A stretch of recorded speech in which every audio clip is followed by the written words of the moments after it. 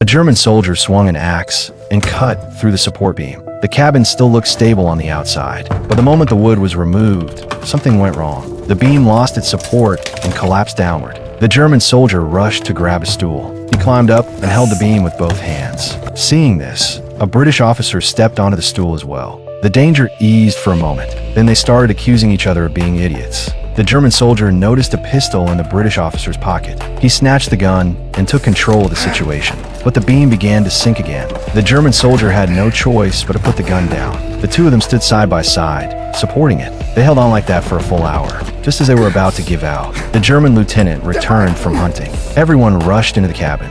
They brought in tables and wooden poles to brace the beam. The crisis was finally over. In the next moment, both sides raised their guns at each other. Each demanded that the other surrender their weapons. After a tense standoff, the officers from both nations talked it out. In the end, they reached an agreement. They threw their guns into the snow. They went back inside together. They sat down side by side and happily began eating meat. Without the war, they might have become good friends. Just then, the wounded German soldier woke up. The lieutenant stepped forward to check on him. As soon as the bandage was removed, a foul stench filled the room. The soldier's hand had rotted. The entire arm was necrotic. To save his life, the arm had to be amputated immediately. They needed fire to boil water for disinfection, so they pried open the floorboards. Under the floor, they found a box. Inside was not only food, but also 4 bottles of vodka. They made the wounded soldier take a big drink. Then they softly sang a lullaby. Slowly, they eased him into sleep. They sterilized the axe with boiling water.